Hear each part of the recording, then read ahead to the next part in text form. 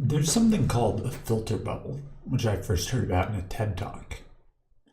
And basically, what the filter bubble is it's this idea that our online life is controlled by algorithms. So when we learn stuff, when we visit websites, when we search for things or watch YouTube videos or whatever it is, our life, what we see, is controlled by someone else's servers, someone else's algorithms.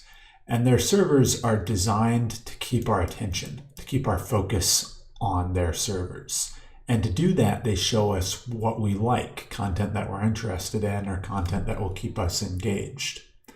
So the filter bubble says that because different stuff will keep me engaged compared to what would keep you engaged, that the algorithms are going to show us different things to keep our focus in different places, or to keep our focus on the companies and the servers that are running these algorithms.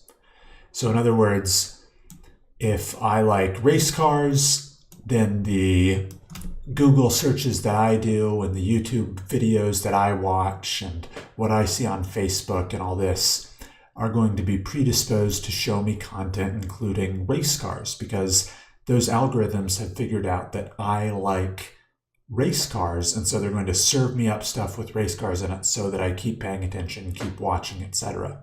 Whereas you might like, say, basketball, so they're going to keep showing you basketball and on to get your focus.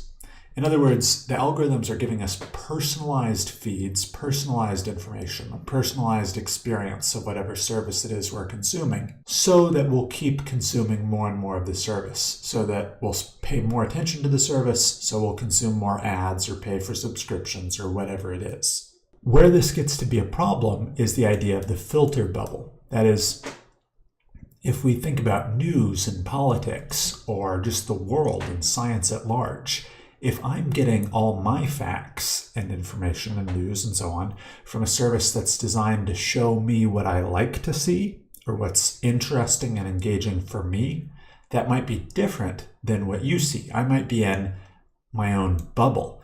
I'm in a little curated bubble, curated by the algorithms that I use, that show me the facts that I like to see. But those facts might be different than the facts that you have access to, or the facts that are in reality true. So you would have your own filter bubble, where you see content that's curated for you. And to each of us, the information inside of our bubble may seem true. I mean, we just go to Google or we go to YouTube and we search for something and we get this information back. And to us, it feels organic and true and truthful. But when we come into conflict, it'll be hard for us to resolve conflicts or to have meaningful arguments or meaningful conversations, because we both inhabit two different worlds, or worlds that are curated by forces that have the same ultimate interest, that is, keeping our attention, but that have different strategies to do so. One algorithm is showing me content about race cars, and another is showing you about basketball. So if I might walk around thinking, wow, everyone loves race cars, because every time I go on YouTube, I see race cars, I see race car videos and so on. Whereas you might walk around thinking that everybody loves basketball, because every time you go on YouTube, you see videos about basketball and everyone's talking about that in your curated online space. And in politics, where we have different ideologies that butt heads against each other or come into conflict, that are based upon facts and beliefs about the world and opinions and political philosophies, the content of my filter bubble may be curated such that I only see the opinions and the supporting arguments for my particular ideology, and you see the same for your particular ideology, and that will make it difficult for us to have a meaningful conversation, because what I think is true is very different. It's curated specifically for my attention compared to what you think is true. And so we may consume hours, dozens of hours, or hundreds of hours, thousands of hours of information through these filter bubbles, filtered through the algorithms and given to us. We may consume huge amounts of information like that, and then we just have a brief conversation with one another. It's very easy to see how we might leave things thinking that the other person is insane, because you might say a fact that I've never encountered before, or a fact that I've only seen extensively mocked and ridiculed in my filter bubble before. And I'll just think you're an idiot for believing that, because I've only seen people dismissing that fact or that opinion, or I've only seen all the arguments against it. I've never thought of reasons why that might actually be a valid thing. And I just have a very different perspective, which has been taught to me from the filter bubble that I inhabit. So that's the idea of filter bubbles. Big companies like Google, Facebook, Twitter, companies that give you information or that control what you see or hear or read about, these are the companies that control your filter bubbles, and they influence what you think because they tell you the subjects to think about, and how you think because they give you the arguments that you're reading, thinking through, following, being persuaded by, and so on. And they show you what other people are thinking. What I'd like to do in this video is experiment a bit with Google's filter bubble and consider it from the lens of politics. I want to ask the question, how influential or how big of a difference does Google's filter bubble make? How different are the search terms that it's showing one person versus another? And how influential might the different results be? So to do this, I'm going to create two accounts. One account will be a kind of far-right, conservative, extremist, maybe extreme right-winger is the best way to say it. And the other account will be a very left-leaning, leftist Democrat personality. So I'll create a different Google account for each of these two personas. And to build up the personas of these accounts, I'm going to search for different search terms on my right-leaning account and my left-leaning account. So on the right-leaning account, I might search for things like, Benghazi, or why didn't Hillary Clinton go to jail? Search for right-leaning figures in the news, or right-leaning political commentators. And I don't mean to suggest that all of these people have the same, all of these people or terms have the same ideological valence, or whatever word you would like to use, but I just mean that these are all terms that I think a more extreme right-wing person might be interested in searching, or might be more likely to search for, compared to a left-leaning person. And so I also have a corresponding list of search terms that I think a left-leaning, maybe SJW type person might be searching for. So with the right-leaning account, I'll search for all of these right-leaning search terms. And after searching for them, I'll click on one of the top 3 search results, just so Google knows that, yeah, I am actually interested in these things. I'm searching for them. I'm getting a result. Sometimes I click one of the results. So my conservative account will search for 100 search terms, and the leftist account will search for 100 search terms. And in doing so, we'll kind of build up information for Google to use about these two accounts. So Google will come to know, hey, what politics is the leftist account interested in?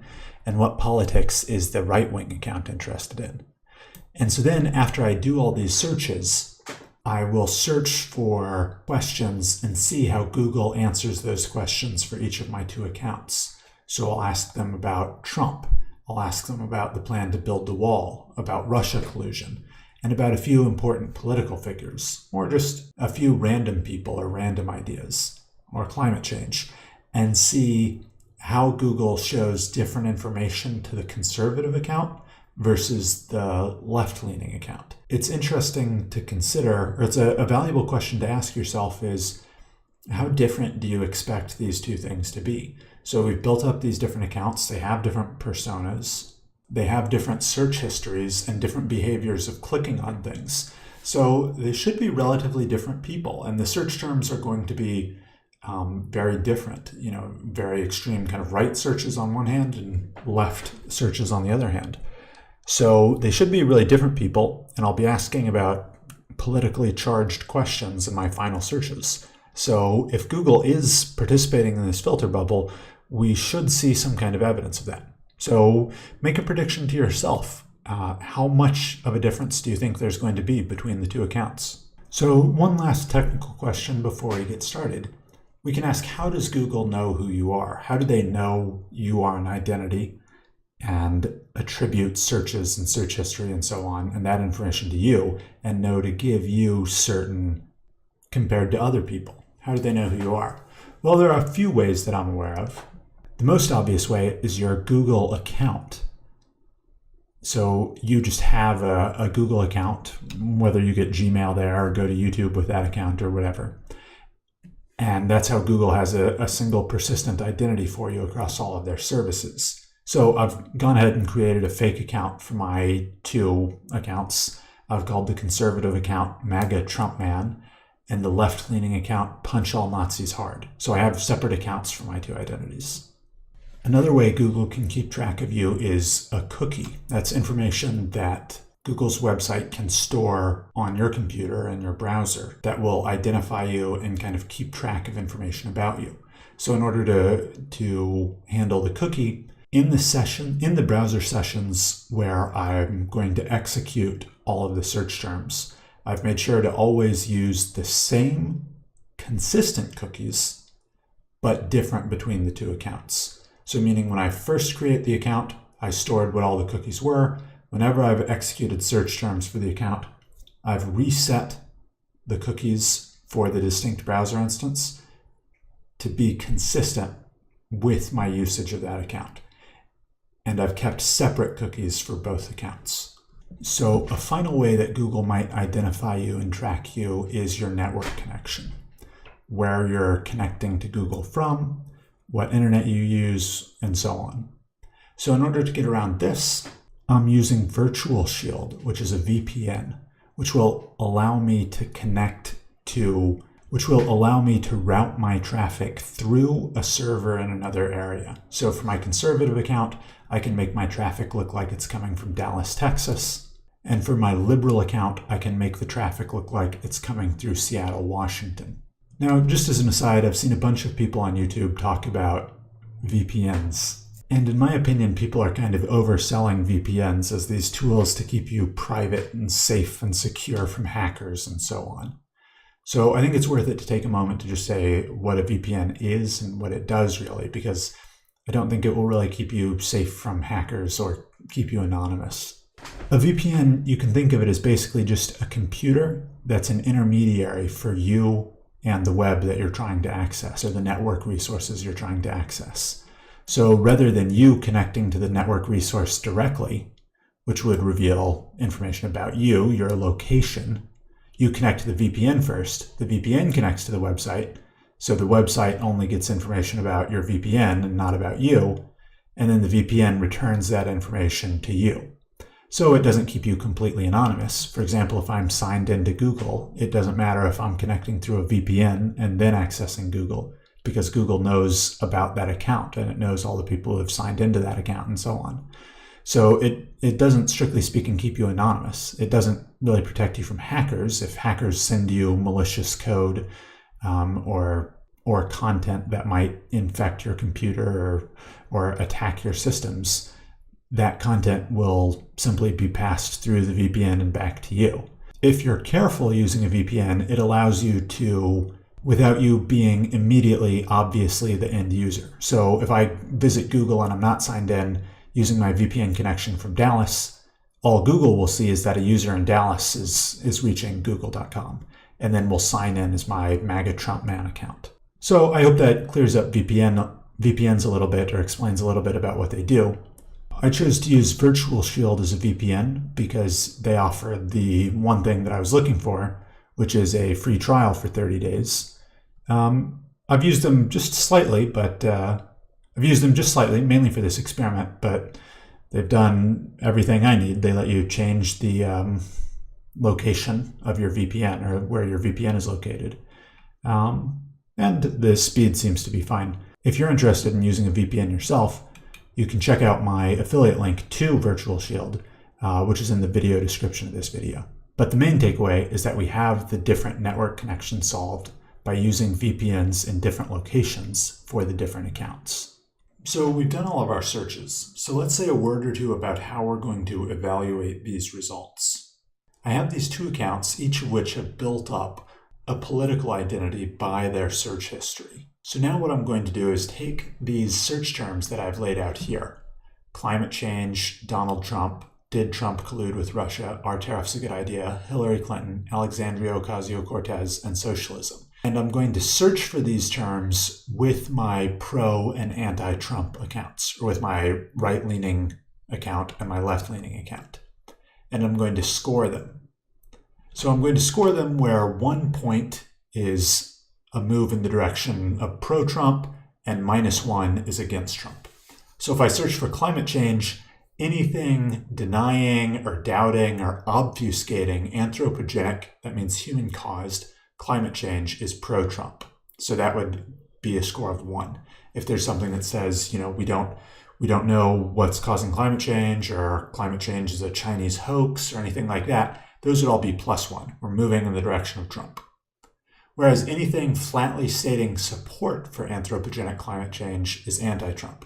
So a list of facts about the reality of climate change, or evidence for why we know climate change is happening, something like that would be a -1. So what I'll do is I'll go through all of the Google recommended links, by which I mean the little boxes that Google shows up for a search, where it kind of suggests an answer or presents one to you. And then I'll look at the top 5 links of the Google search. So all of their little recommended suggested answers plus the top 5 links after that. And I'll score each of these. I don't think I need to read them all. If you're interested, you can pause the screen and read them here. Although it just occurred to me, I'll ask, is the wall a good idea too? Is the wall a good idea? Anything supporting building the wall is a +1. Any argument against building the wall is a -1. So a higher score means the search results favor Trump. And the theory, or the question that we want to test, is, will the MAGA Trump man right-wing account have a higher score than the Punch All Nazis left-wing account? And if it does have a higher score, how much higher will it be? So I'm going to go ahead and state what I think is going to happen. I'd say a difference of 10%, yeah, that's probably likely. Maybe the MAGA Trump man will be, well, maybe 5 or 10% higher than the Punch All Nazis account.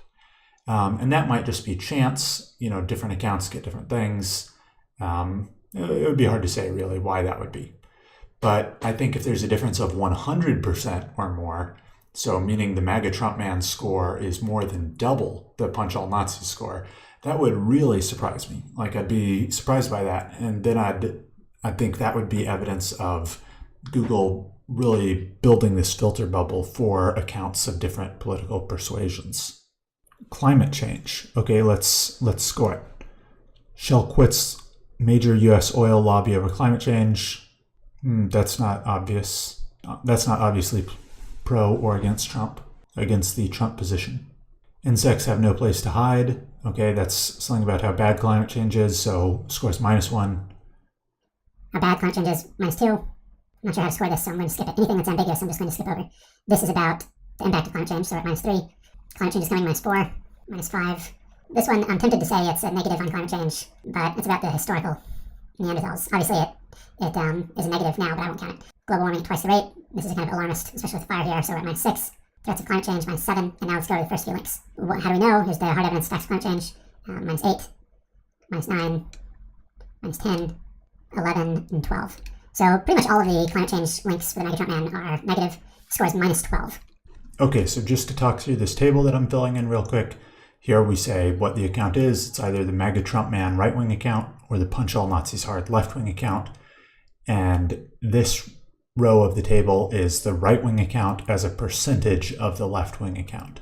So meaning what percentage? So meaning if the right-wing account is 110% of the left-wing account, we would expect this to show a 110% here. And then at the far end, we'll have the total. So if this value is, say between 90 and 110%, I'll think, hey, that's probably chance. If it's If there's more than a 100% difference, so meaning this value would be like 200%, meaning that the MAGA Trump man has a score that's twice as high as the Punch All Nazis Hard account, then I'll think, wow, that's really surprising. Google is showing a strong filter bubble based on your search history. So let's do some more searches. Donald Trump.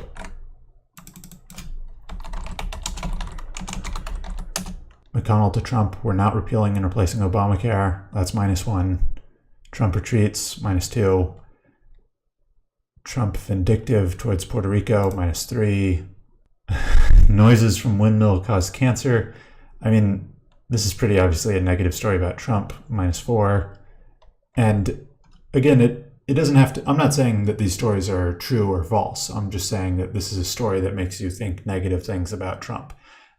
So obviously, believing that windmill noise causes cancer is a very dumb thing. So that's a negative thing about Trump. So we're at -4. Cuomo on Trump, he's not about compassion, -5. Trump's day of strange and confusing statements, -6. Did Trump collude with Russia is our next search. Trump-Russia collusion hall of shame, that's a Trump negative. Why Trump hasn't seen a post-Mueller boost, that's negative.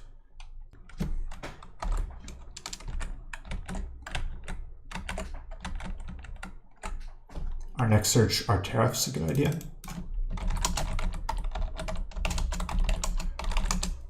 On the question of climate change, the right-leaning account had a slightly higher score than the left-leaning account, which is kind of what we expect. But in most of the columns, the left-leaning account had more pro-Trump news than the right-leaning account. So this is really not the result I expected. This is fairly substantial. This is saying that the score for the Punch All Nazis account is 73% of this. Or sorry, this is saying the score for the MAGA Trump man account is 73% of the score for the Punch All Nazis account. So in other words, remember, higher is more pro-Trump. So the right-leaning account gets a significantly less pro-Trump filter bubble than the left-leaning account, is what this is showing us.